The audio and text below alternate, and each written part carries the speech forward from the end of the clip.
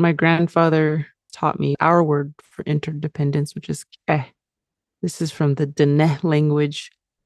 And eh is just one syllable, but it contains so much grounding information. And it's the organizing principle of our community. And it means interdependence. It means being there for each other. It means knowing what your clans are, who your ancestors are, and how that makes you relate to other people and where they're descending from. We're there for each other. We have enough, and we take care of one another in a good way. Indigenous musician, author, and community organizer of Navajo, Cheyenne, and European lineages, Lyla June Johnston. And of course, that extends to Mother Earth, that we always offer her offerings every morning, noon, dusk, and night. We give her offerings to thank her for everything that she gives to us. And when we say our prayers, the first God that we mention is Mother Earth, and we honor her.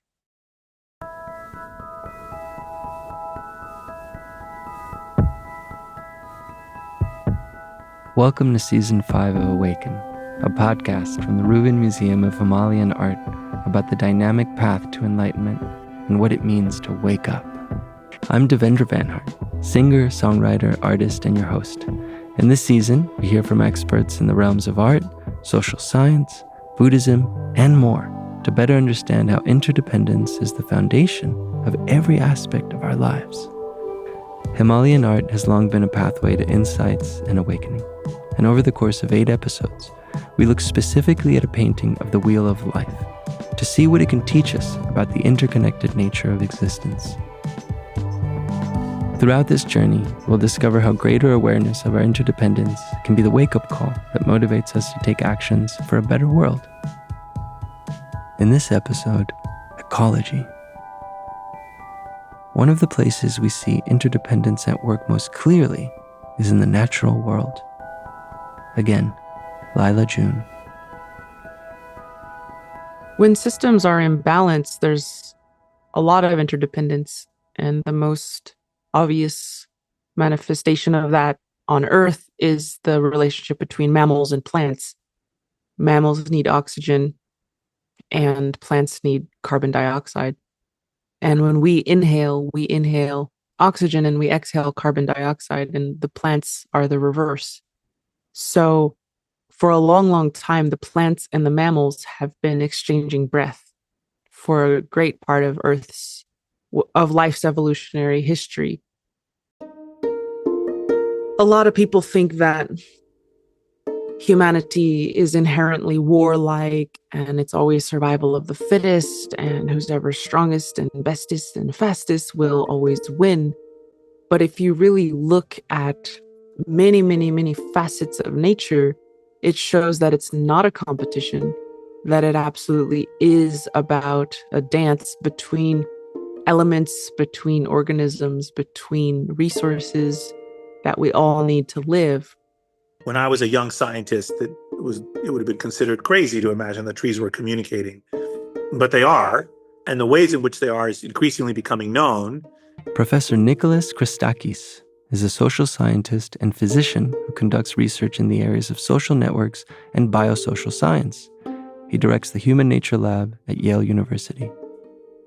And it's not just that they might elaborate chemical substances into the soil, like a tree that's stressed might change the chemicals that its roots elaborate and send signals in the soil to other trees nearby that I'm being felled by a logger, I'm being killed, or I am suffering a fungal infection, and here's chemicals that I'm releasing.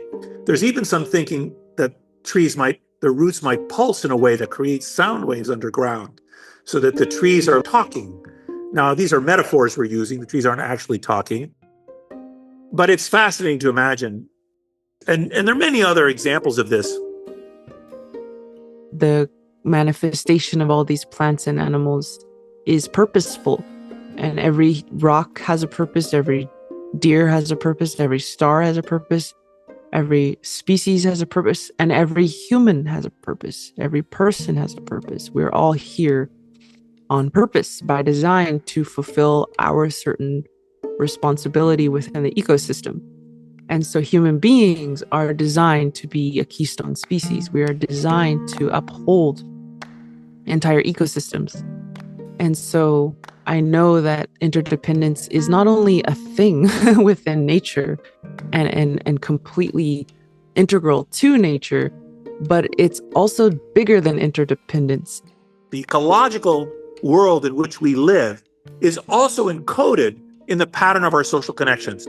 Social networks are a solution not just to the immediate threats that a group may face, but they're a solution to the evolutionary threats our species have faced. We form friendships to solve a problem. The reason we form friendships is precisely so as to survive. And therefore, the capacity to form friendship was advantageous to us in the ancestral past. We could have been a primate species that didn't form friendships, that lived separately and came together once a year to mate. But it's not the kind of species we are. And the reason is that it was adaptive for us to form these networks. A network of people who are aware of our role in the greater whole makes for a healthy environment. It's about compassion and about learning what we're meant to learn here on Earth, and not only fulfilling our sacred obligation to other plants and animals, but supporting and facilitating their obligations. So, for example, the butterfly has its sacred purpose, its sacred role. And when we protect the milkweed and we plant the milkweed, we're helping the butterfly do its job, and we're helping the milkweed do its job, which is to help feed the birds and the butterflies. So everything has its place here, and our job is to support each thing to wring out its purpose the best that we can. The Buddha said, 3 parallel universe. 3 parallel universe. Universe in the mind, universe in the body, and universe out there. And these 3 things are totally connected. Yongey Mingyur Rinpoche is a renowned meditation teacher, author of several books on Buddhism, and head of the worldwide Tergar meditation community. So your mind, whatever there in your mind is there in your body.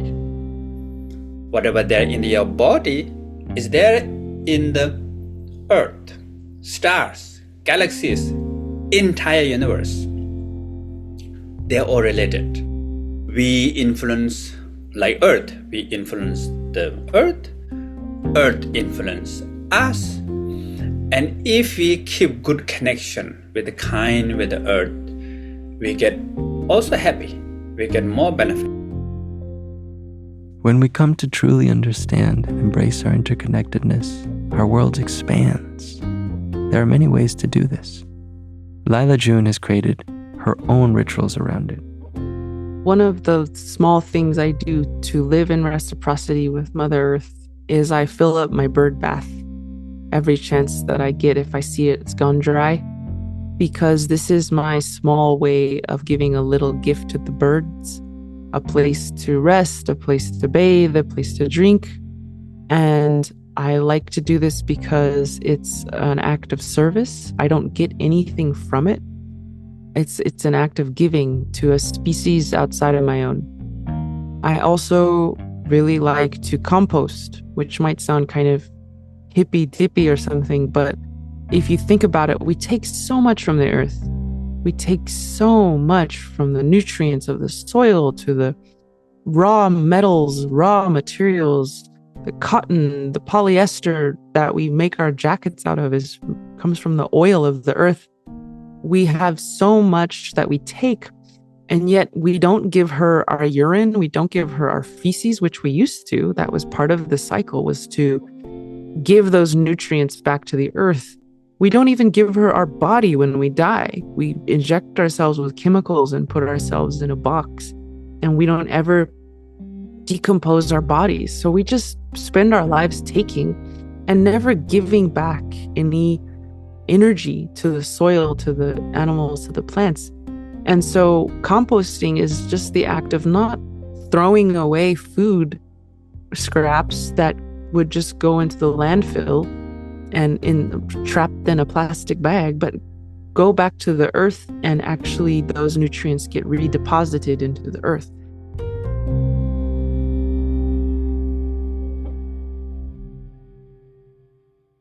For Buddhists around the globe, how we treat other sentient beings is paramount. This season, we're focusing on a painting of the Wheel of Life in the Rubin Museum's collection.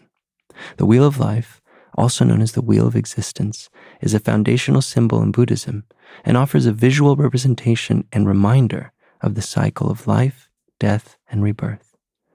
Part of the wheel depicts the realms of existence where it's possible to be reborn. To see the artwork in detail, go to rubinmuseum.org/wheel. Here, Professor Annabella Pitkin, who teaches Buddhism and East Asian religions at Lehigh University, talks us through the animal realm. It's mostly green. We see hills and mountains. We see snow-capped peaks, and the snow-capped peaks of Tibet and the Himalayan region, and a sky in the very upper register of the image. We see water that has fish and possibly a crocodile down at the bottom of the image. And we see green shores of the river or the ocean or the lake. And we see these lovely verdant hills on which animals are grazing and walking. There's a lot of love and care and knowledge of animals that's visible in this lovely little vignette. And the animals are all spending time together in a quite delightful way. But Buddhist philosophers and teachers explain that the animal realm, nevertheless, is one of considerable suffering. In fact, it's considered a terrible form of rebirth, much, much more full of suffering than the human realm or the God realm, because animals are trapped, first of all, by human beings. Animals are often tortured and harmed, killed and eaten, made into slaves by human beings who are extremely cruel to them. And the early Buddhist writers, they had no illusions about the ways that human beings are capable of treating animals. They described the ways that humans treat animals in very, very stark terms. And that is a major component of why this is a realm of suffering. It's because human beings don't recognize their interdependence with animals and more broadly with the ecosystems in which we all live. The imagery in the Wheel of Life is centuries old, and yet here we are, still doing the same thing, and at such a high cost. The culture who's about profit maximization, that philosophy of the world will guide and drive and mediate their relationship to Mother Earth, which of course is about extractionism, extracting as much as you can, as quickly as you can, to sell for profit at the highest price.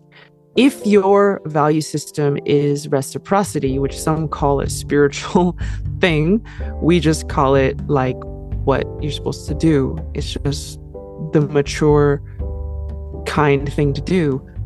Then your relationship to Mother Earth is going to be mediated by this ethic of reciprocity, which is to give as much as you take and to find the joy in giving as much as you find the joy in receiving, and to be an active member of a family. We are part of a huge family that has many different species, claws, scales, insects, feathered beings, leafed beings, mycelial networks. We're part of this great family, and we ought to do our part to take care of these things.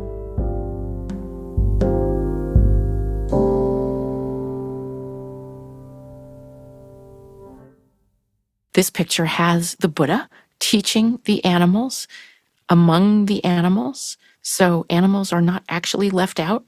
Buddhists across the Buddhist world are thoughtful about the needs that animals have for spiritual assistance from human beings.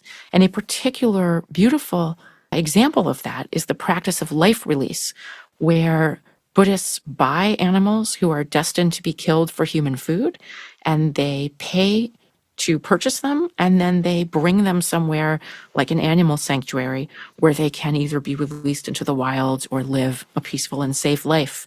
And that practice is widespread across all the Buddhist worlds.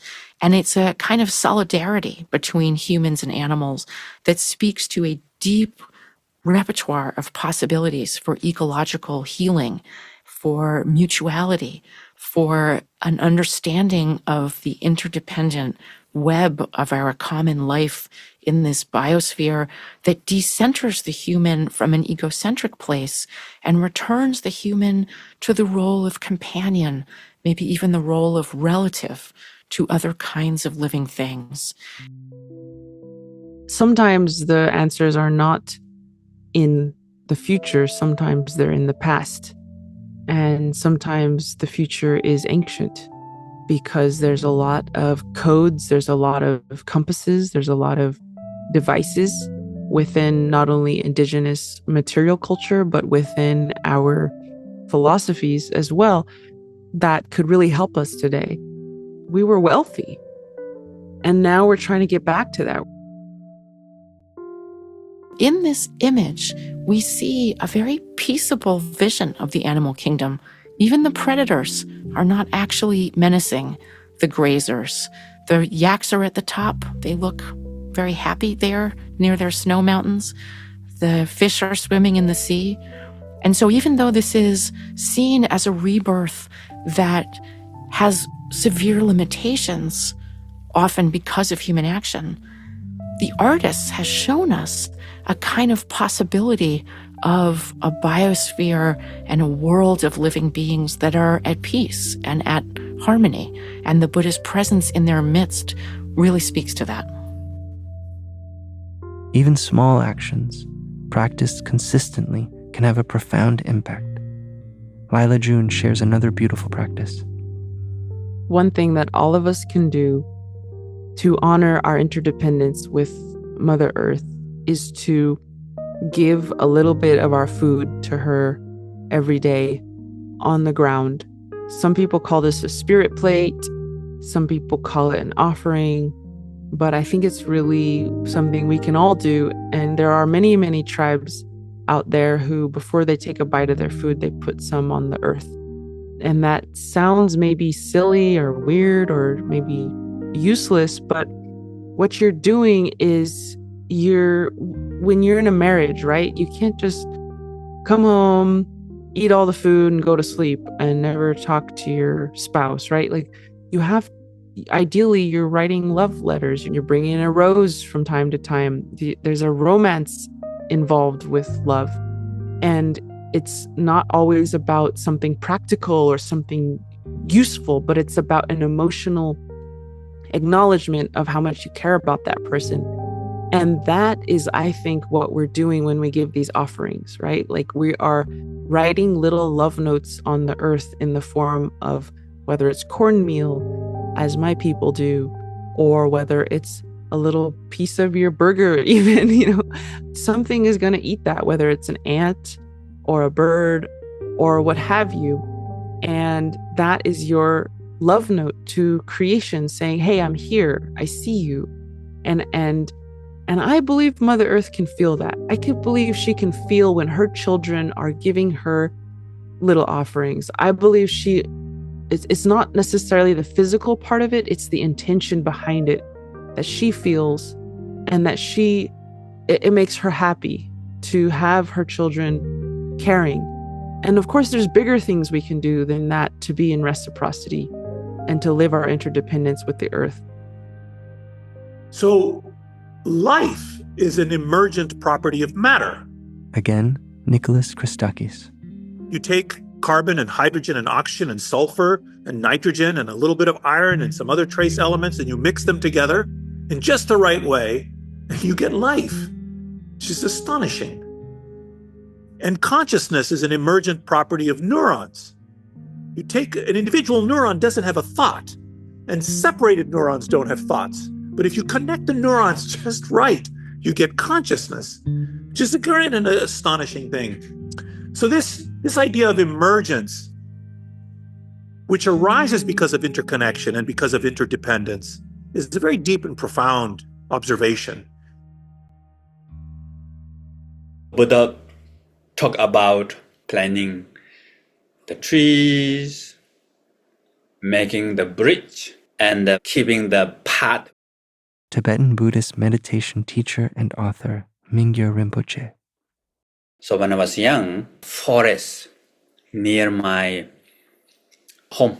If I walk about 15 minutes, I will be in the deep forest. Now the forest is gone. And now we try to, me and my brother, we try, help local people. And also local people, sometimes they need to have some income. So now we make we help the local people. There's some berry, Malayan rose hip, that teach local people how to make tea and sell to the big company. And all the profit go directly to the local, special women in the region. So they work only 2 weeks and get 30 to 40,000 rupees, Nepali rupees. So then later they really want to plant that tree everywhere because it get income, So then local people plant the trees and tree can get income for the local people. So we think about this interdependent. And then we make a lot of greenhouses also. And this greenhouse really helps local people healthy food, and then not too much plastic bags and all this coming from the down level. So sometimes when we think too much of the environment, the local people suffer. If we help local people, damage environment. So if you can make some kind of independent way, I think that really helps. Now is the time to plant your dreams, to dream big, and to come together, to work together, and to set out what your principles are and see who comes to stand next to you. We all have our piece of the puzzle that we're contributing.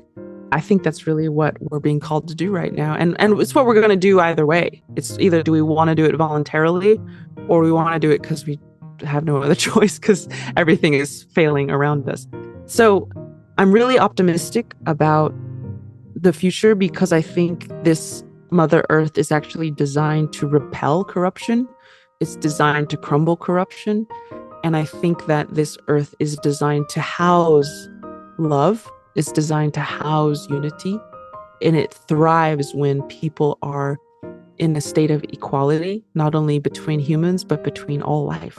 And when we find that bio-egalitarianism, this equality of all life, we will be very supported by the earth, because I think that's actually what she's designed to house.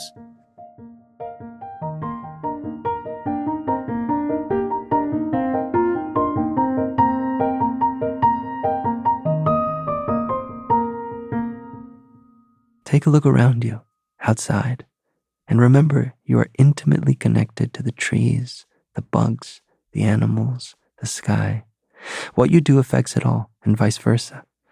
We are in a relationship, and with that comes the potential for us to do great harm, but also the power to help sustain our beautiful world.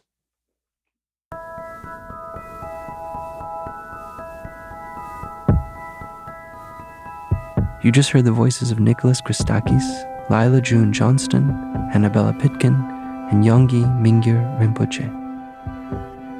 I'm Devendra Banhart, singer, songwriter, artist, and your host. To see the artwork discussed in this episode, go to rubenmuseum.org/wheel.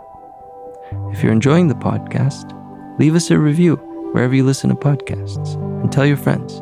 For more stories and news from the Reuben, follow us on Instagram at Reuben Museum, and sign up for our newsletter at rubenmuseum.org.